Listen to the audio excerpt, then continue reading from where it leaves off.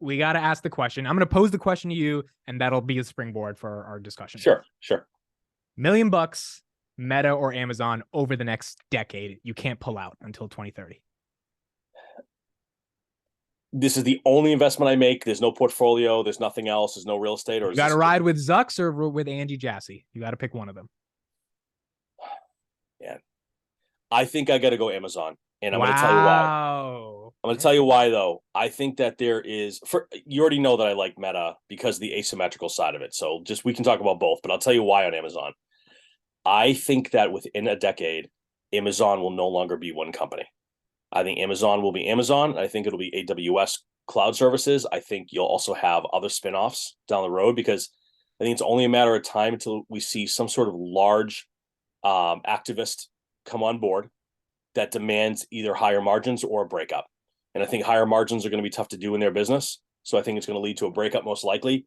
And that's why, to me, although I love Meta for the potential gains, I think those gains might be possible on Amazon. Now, if Amazon was not as low as it was right now, I wouldn't be as excited about it. But these prices it's just too low. This is a really funny time. We didn't prep this conversation, by the way, if anyone's wondering.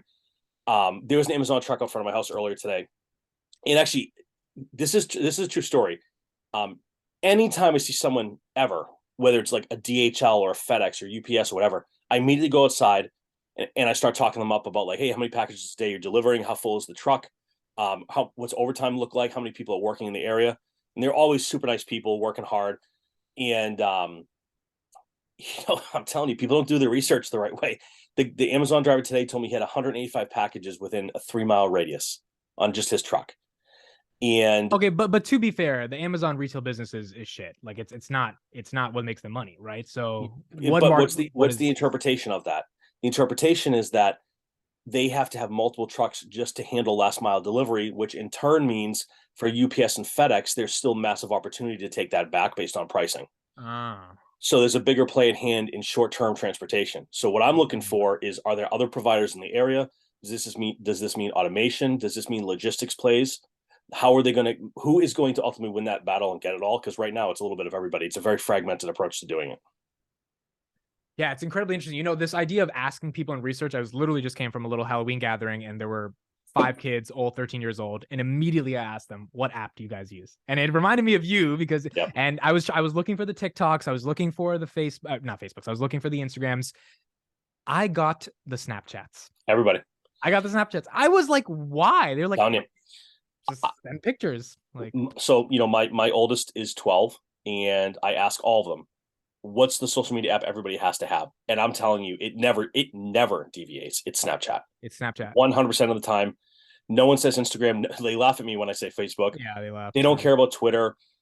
Some, usually the girls are more on a little bit more to TikTok, but they still prefer Snap because the experience of Snap is one of the ability to send messages and interact with content. Those two things combined make for a much more thorough experience of enjoyment to share stuff with each other as well. Whereas like on the surface, I think about TikTok, I'm like, well, TikTok, you just scrolling through looking at stuff. And they're like, yeah, but I want to interact with my friends. I'm like, oh, see, that's where the breakdown is. Now, granted, I asked them if they go to the Discover page to see, which is where Snapchat monetizes on those like subscription stories. And they said never. Like they literally like, we never look at that stuff. It's like TMZ gossip and all this stuff. And I wonder though, and I don't want to go super deep on Snap, but like, I do wonder if this is just the hook though, and they can get them over there or translate it over to getting. Yeah, I think that's going to be the play there. Yeah, Sean, let me open the door real quick for my mom. She's just outside. I'll be back. Go for it. Mom's important. Go for it.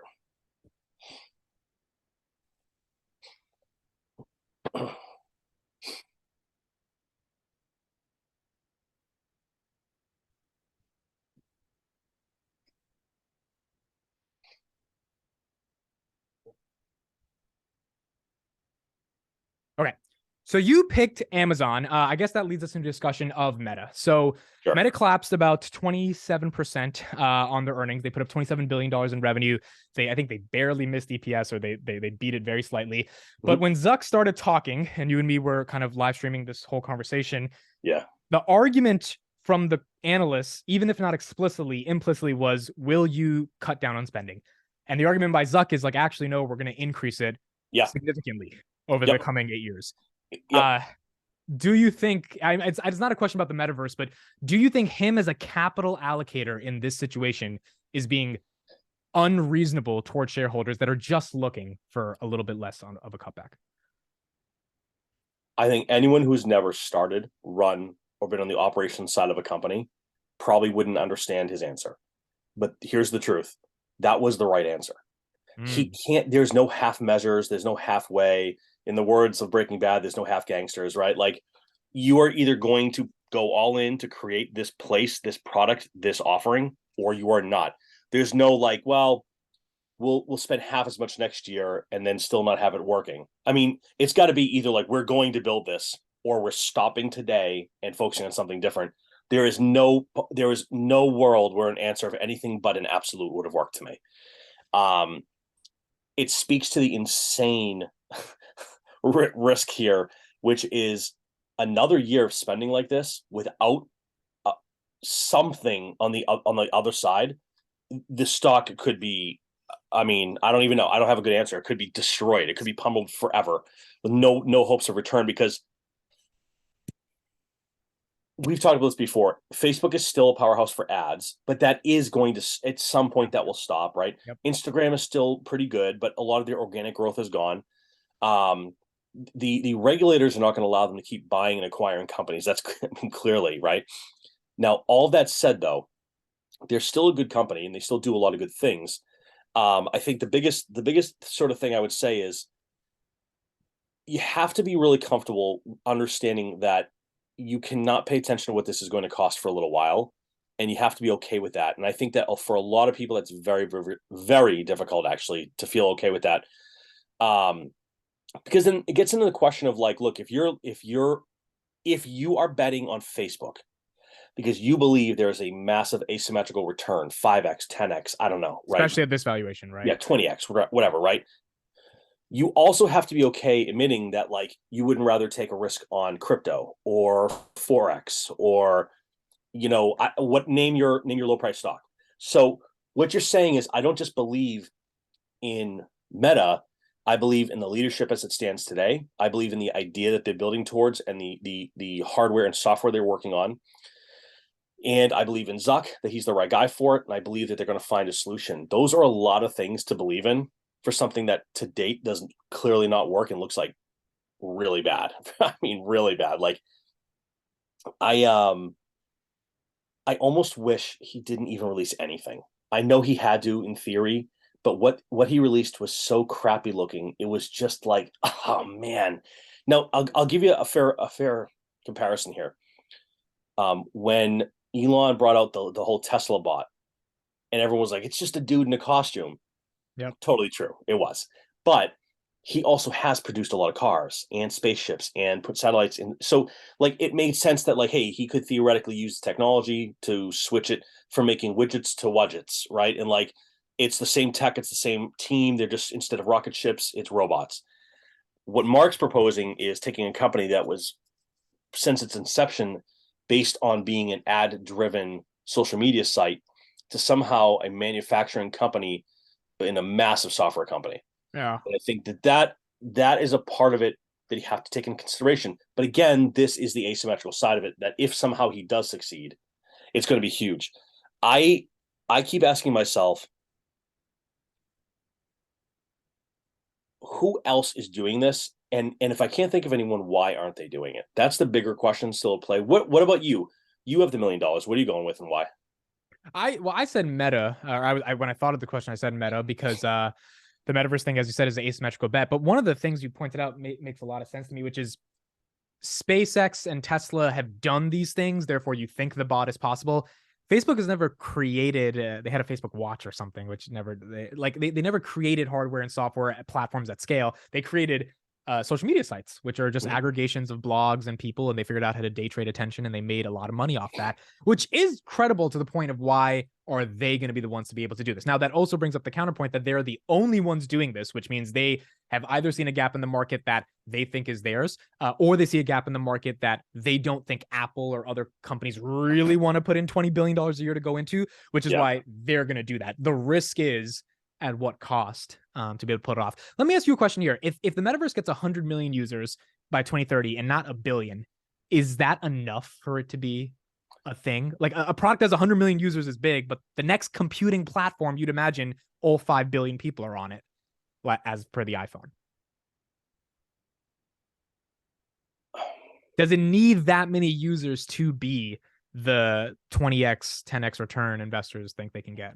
No, you know what? God, that's such a good question. I think what they need is a working functional POC, proof of concept, right? Or a POT, which is proof of technology, or even we call it a pilot, right? It's varying degrees of technical capability. Like part one is like, hey, look, here's a proof of technology. You can put these goggles on and you can see your avatar and you can move around in space. Fine. The tech seems to work in theory. It's wonky. It seems to be a little bit messed up, but in theory, there's some proof in the pudding from that perspective. The question is like, it kind of just looks like Roblox, but with goggles. Yeah. I think that if you got to 100 million users, and if people crapped on 100 million users, I don't know what they're looking for. To me, the difference, yes, I know a billion sounds like a great number, but let's also call a spade a spade. People have to be able to afford the goggles and be on high, I'm assuming very high degree of internet speed.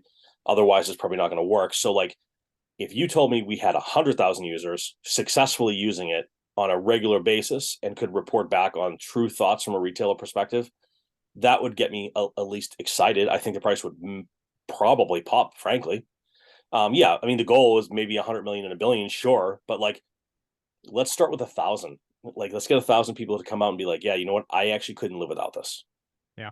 You know, that'd be cool. And I think that's seen nowadays as like not sexy enough, but I think the reality is it's actually a huge thing. I think there's also a ton. Look, I know you're going to agree with this statement, but I'm going to really call it out anyways. People love to like call Mark out for like all the things he's done wrong and you know, oh, he's just everything he does is terrible. It's like, listen, it's not true. Yeah. He's proving his naysayers correct right now, that he's willing to like lose everything to try to be successful at this. I mean, that's not someone that I mind getting behind. Now, if your question was if you could split the money and put it in both, then that would have been my answer, but that wasn't the question. The question was an absolute. I just think that this is an example of two very possible moonshot type of things going on.